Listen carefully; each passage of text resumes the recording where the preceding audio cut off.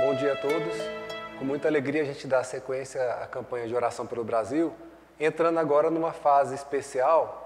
Nesse mês de julho que a gente tem, na maioria das pessoas de férias, o nosso calendário tem programado 5 aulas especiais. Então a primeira delas é que a gente vai estar fazendo a oração de hoje, referente aos grandes missionários brasileiros. A gente teve alguma dificuldade para escolher os nomes para detalhar um pouco mais sobre a vida. A gente escolheu 2, que é a Adelaide, conhecida como Aura Celeste, e o Chico Xavier, que todo mundo conhece. E depois é feita menção a outros que não dá para falar com muita profundidade, mas a gente também faz a menção por causa da relevância do trabalho deles. Então vamos lá. Grandes missionários brasileiros. A primeira, Adelaide Augusta Câmara, conhecido como Aura Celeste. Nasceu em 11 de janeiro de 1874 e faleceu em 24 de outubro de 1944. Adelaide teve contato com os ensinamentos espíritas por meio da coluna Estudos Filosóficos, assinada por Adolfo Bezerra de Menezes, em O País, jornal diário de grande circulação, que havia sido lançado em 1884. Então foi o começo de tudo, quando ela teve o primeiro contato com o espiritismo, com a doutrina através desse jornal. No Centro Espírita Ismael, Adelaide segue as orientações de Bezerra de Menezes e torna-se uma notável médium psicógrafa. Em pouco tempo, também mostra talento como médium auditiva ao propagar a doutrina dos espíritos através de conferências Brasil afora. Então foi no Centro Espírita Ismael que ela teve contato com Bezerra de Menezes. E eles desenvolveram laços muito próximos.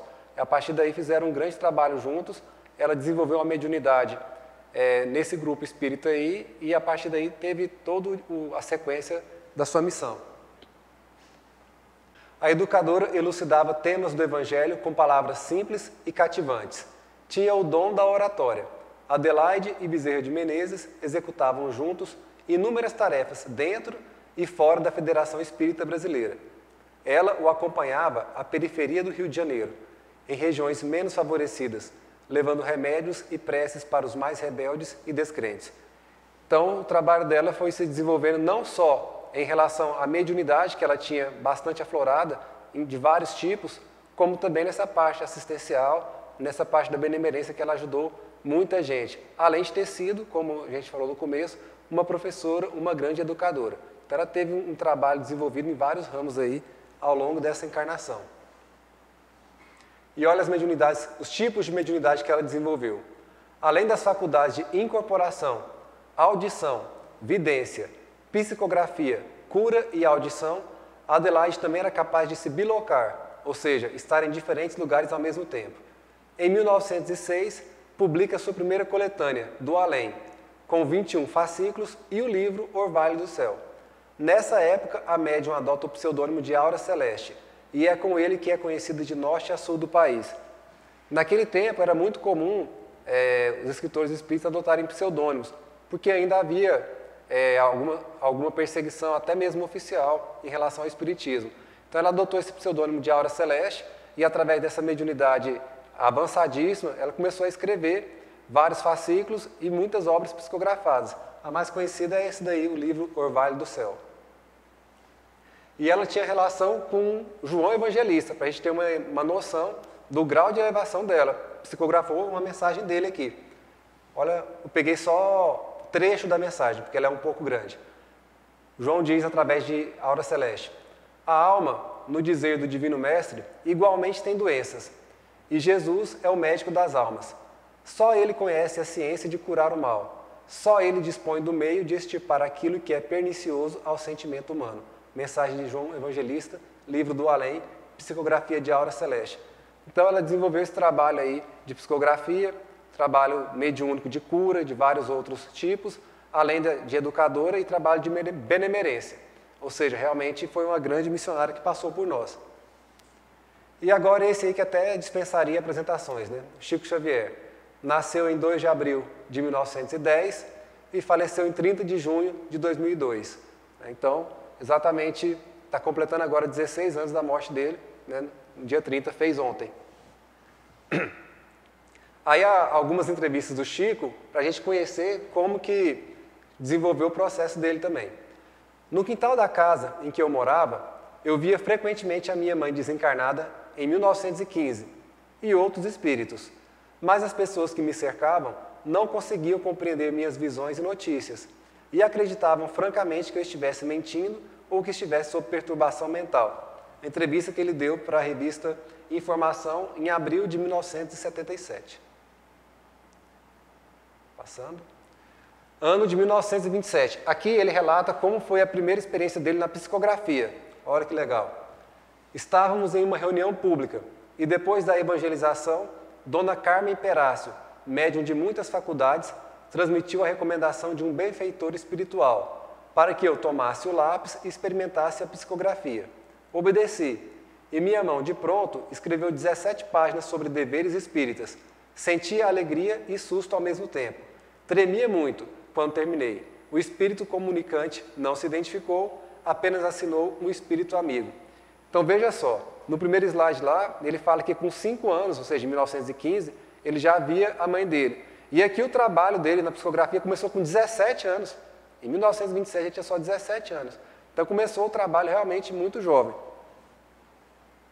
E aqui a primeira vez que ele viu Emmanuel, ele relata no prefácio do livro, do Emmanuel.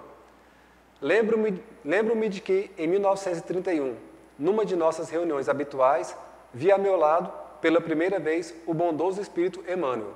Desde 1933, Emmanuel tem produzido, por meu intermédio, as mais variadas páginas sobre os mais variados assuntos. É o prefácio do livro Emmanuel. Então, o primeiro contato dele com o Emmanuel, que é a entidade que é responsável por guiar todo o processo mediúnico. Né? Que quase todos os livros que ele recebeu, Emmanuel, quando não era quem ditava, era quem coordenava. E essa foi a primeira vez que ele teve o contato. Então, o legado do Chico está aí, 412 livros psicografados, milhares de cartas consoladoras também psicografadas e todo o dinheiro decorrente dos direitos autorais, Chico doou para instituições de caridade. Tá? A informação no livro 12 Grandes Médiuns Brasileiros. Ou ele doava para instituições de caridade, ou ele doava para publicação dos livros, doava para a Federação Espírita e outras editoras também responsáveis pela publicação. Não recebeu um centavo sequer de tudo que ele escreveu. E aqui eu achei interessante trazer essa informação também sobre a rotina dele, né, que a gente vê como que realmente foi um missionário bastante esforçado e dedicado. Isso já depois da aposentadoria dele, que essa entrevista foi em 1967, ele tinha aposentado, estava com 57 anos. Ele deu essas informações aí. Acorda às 7 horas da manhã. No turno matutino, ele psicografia. Turno vespertino, tratamento ocular, que ele tinha problema na visão. Correspondência usual, porque era comum ele trocar correspondência com várias pessoas do meio espírita, ou até mesmo fora. E datilografia dos livros. Turno noturno, trabalho na Comunhão Espírita Cristã em Uberaba ou psicografia de livros mediúnicos. Dorme às 2 horas da manhã. Então o cara acordava às 7 horas da manhã, ficava trabalhando na psicografia, revisando psicografia no turno matutino, fazia a questão do tratamento ocular e a datilografia dos livros à tarde e à noite o trabalho mediúnico no centro, seja recebendo livros ou seja outro tipo de trabalho. E só ia dormir às 2 horas da manhã. E isso já com 57 anos de idade, toda a vida dele foi dedicada. Então, merece todo o nosso respeito, toda a nossa reverência. E agora, só de passar, a gente vai mencionar mais alguns missionários aqui. O Eurípides Barçanufo, que foi médium receitista, de cura e dentre outros tipos, além de ter sido educador. Nasceu em 1880, faleceu em 1918. Bittencourt Sampaio, também foi médium de cura, advogado e ativista político. Nasceu em 1834, faleceu em 1895. E a gente pega também a irmã Dulce, que não é do espiritismo, mas também foi uma grande missionária, freira católica conhecida por praticar obras de caridade em favor dos necessitados. Então poderiam ser mencionados vários outros, né? Vários outros e várias outras missionários e missionárias. Só para a gente ter realmente a plena certeza do investimento que a espiritualidade faz no Brasil em enviar todas essas grandes almas para nós. E o foco da oração vai ser um movimento de reverência e honra ao trabalho dos grandes missionários e também inserir no campo do Brasil as vibrações de dedicação ao próximo para a propagação do trabalho de benemerência praticado pelos missionários. Então, no primeiro momento, a gente vai honrar a presença dessas grandes almas entre nós. E no segundo momento, a gente vai tentar fazer com que essas vibrações que eles deixaram entre nós, principalmente em relação ao trabalho em prol dos necessitados, possam impregnar todo o campo coletivo do país e inspirar a gente e outras pessoas a estarem também fazendo trabalhos nesse sentido. Então, às 11 horas a gente começa. Muito obrigado a cada um de vocês.